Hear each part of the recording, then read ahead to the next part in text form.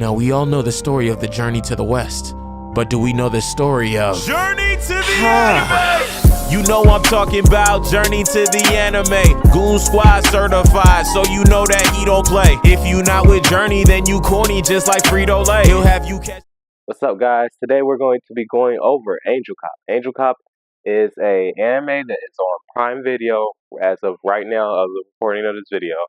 You can also find it on Retro Crush. So Angel Cop is a series about a kind of special ops group that is meant to handle special ops thing in Japan. Is that right now in the point of the story, Japan is the superpower of the world. It's supposed to be where all the world's economy is kind of based off of. So obviously a lot of people want to take it down. There's a bunch of terrorist organizations, and it goes from there. And it's basically about a fight for power. So there are people who just wants to take down Japan, so that they can have the power, or to kind of take it over, or stop people from taking it down, which would be the special ops. But let's definitely get into it. So I will just give you guys this video how the story starts. So the story starts with Asura, who's a cop in that special ops unit, and they have special permissions because in Japan you're not allowed to have unaliving weapons. I'll say that, or pew pews, but you're not allowed to have those things. You have to be like a special operative to have those certain things, and actually be warranted to be able to unalive certain people. Like with no discretion, you just get to make that executive decision yourself. But Sora is who we start with. See him on like a mission and everything. Then you slowly get Angel Cop, who is supposed to be his um Angel, who is supposed to be his backup. So Angel, what she does is to the story kind of is she comes in as somebody who's emotionless.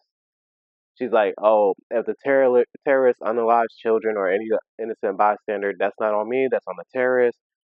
I don't need to try to break my neck to save them from getting unalive. So you kind of go from there, which like that's really jarring in a sense because it's like she's just like, I'm gonna get the job done. What happens to them happens to them. After that, you start to kind of just in the first episode is more so the world bending. The second to the final episode are all like just it's gonna go there. What I will say is, as you start to slowly figure out who the villain in this story is, because I don't think it's revealed to you really until like more so the third episode. Um, you start to be like, oh man, this is crazy, and like I don't want to give too much away, but each character does not drastically, the main characters do change by the end of the story, which is what I'll say. So there is good character progression in that, and there's a whole chess game going on with the players behind the scenes. Now, what I will say too, this is not for kids. Put a disclaimer in this, not for kids, because there are brutal scenes in there, like really brutal scenes. There is a little bit of nudity, so I'm gonna let you guys know that off the bat too. Like if you cannot handle certain like I don't want to call it torture, but it kind of is torture that happens in this uh in certain psychological things. I would not suggest this to you. But if you are like okay with watching that type of stuff and it doesn't affect you, this is really good for that.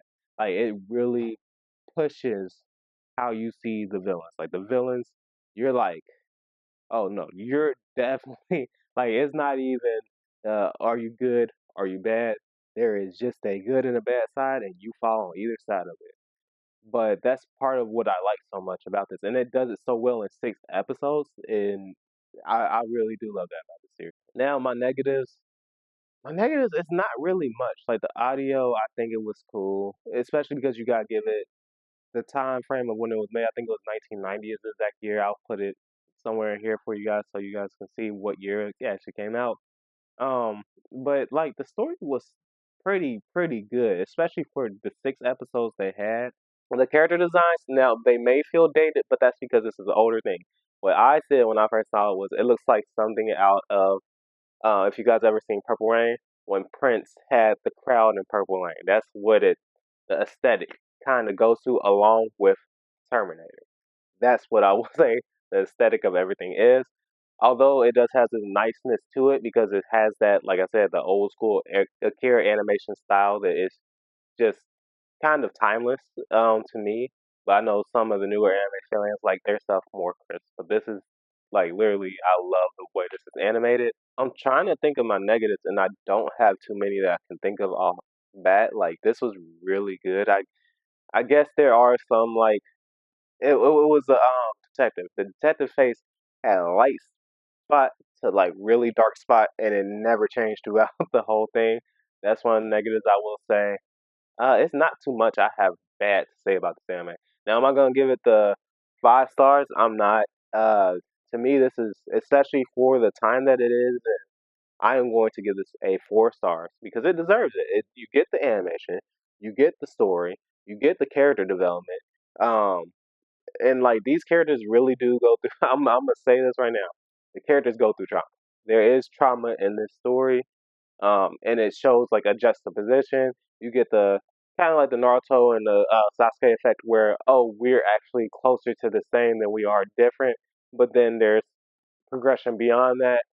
Um, yeah, it's just a lot happens in this anime for such a short series, and I love my short 6, 12, 24 episode series because it forces you to keep the story compact and concise. It's not really much time for mess ups. But yeah, I'm saying if you're okay with a sci-fi action psychological thrillerish, this is for you.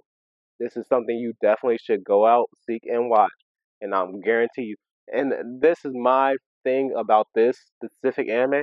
You might have a new top villain in it. Just because I'm gonna just tell you guys that there are like to me considered 2 main villains. You'll see them by the end. There's really 3 if you consider one guy who's on the good side's team, but what he did to get there. It's really 3 main villains to me. But yeah, you got I have one in there that is just like up there, and I think they rival not any villain, but to me the mark they show the true mark of a villain as in you do not like this person, you despise this person because there's nothing redeeming about them. They're just bad. Thank you for joining me on this journey, and I'll see you next time. Let's level up all the way to the sky. Drop it in the stellars that are taking so high. And all while he playing DBZ Budokai. Bucko.